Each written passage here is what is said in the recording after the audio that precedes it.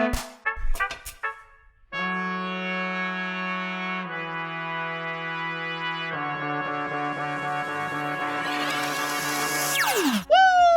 up, FDGL? This week on Fantasy Disc Golf League. Last week there were no DGPT tournaments. However, the Throw Down the Mountain tournament was this past weekend. I'm not going to tell you who won just because I don't want to give any spoilers, but this course is going to be something to watch out for in the future because Paul McBeth and Chicago White Sox pitcher Dylan Cease have purchased this property and will probably look to turn it into a major in the coming years. This week, we've got the Music City Open. It is at the Mill Ridge Disc Golf Course in Nashville, Tennessee, and I believe it's going to be the longest course on tour so far by a significant margin.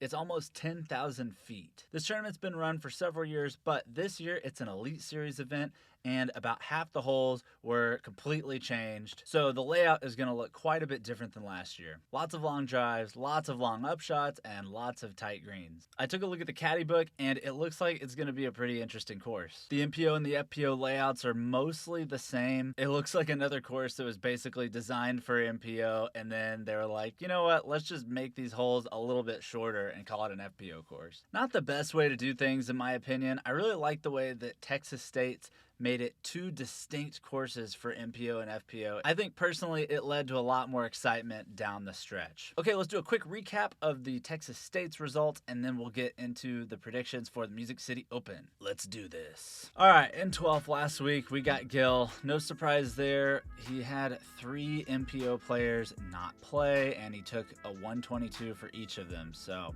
even though he did have the FPO winner, Sai Ananda, good for her. It just goes to show you, you've got to have players playing the event, so check your lineups.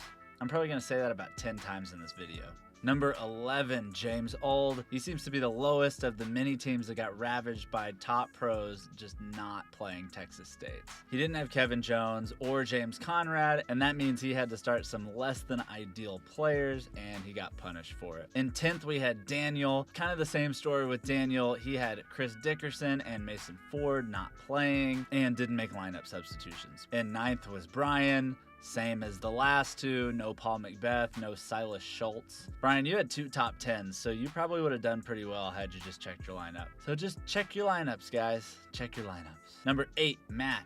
He had Scott Withers not play, and both of his FPO players also did not play. Check them lineups. All right, and the last of the inactive boys coming in at 7th was Allen, Linus Carlson, and Ella Hansen not playing. You got to make sure you have players playing to avoid the big numbers. In fact, I'm going to help y'all out right now and show you a good way to make sure that you don't get screwed. From Skip Ace, once you get into our league, you click League, it drops down, you click Players. As you can see, we've got all players. So you want to click this little filter button. It says additional player filters.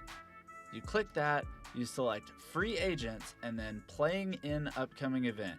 And boom, it shows you all of the best players who are playing in the upcoming event. And I can tell at a glance that pretty much all of these top 10 to 15 players need to be on your rosters. And the good thing about all these guys is that nobody's going to rush to pick them up, and if you drop them, nobody's probably going to steal them from you. Anyway, on to the people who checked their teams. In 6, we had Andy. Unfortunately for him, Alexis Mondahano did not play Texas State's, and so he just had an FPO hole, but I'm assuming that he knew that and just chose to do it. Other than that, his team was pretty solid. He didn't have anybody finish higher than 50th. In 5th place last week, we had Keaton. It was a bit of a bounce back performance for him.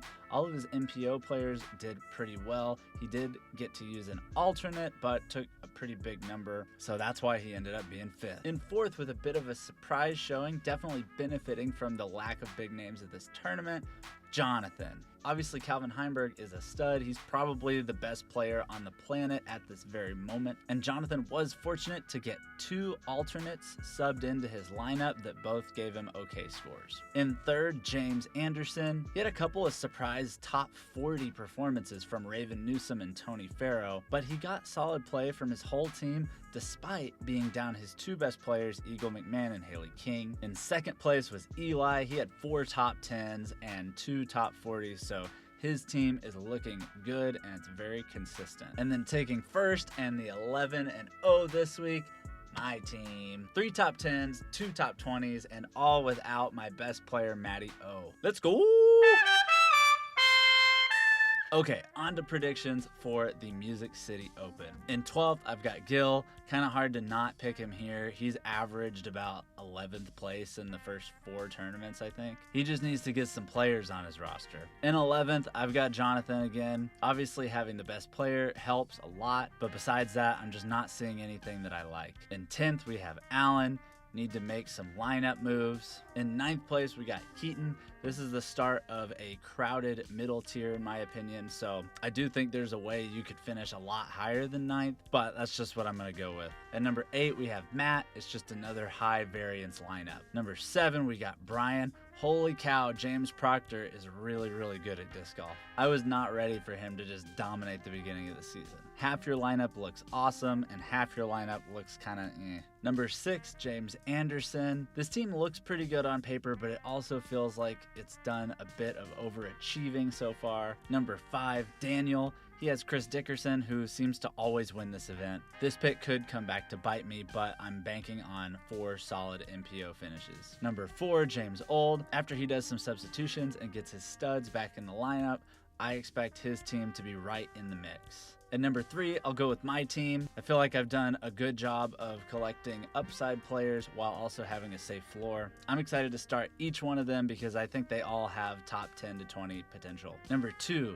Eli. It's been the most consistent team this year. He has multiple wins and a lot of top 10s. And my pick to go number 1 and take the 11-0 this week, Andy. He's got 4 dudes who can absolutely bomb with accuracy, and Valerie Mondahano's got to make her season debut sometime. I'm calling it this week, and I think he takes it. All right, that's going to be it for me. Let's see how it plays out this weekend, and come to my putting league on Mondays. Shame on all of you who live here who didn't come out to support me. It hurts. It hurts. Peace!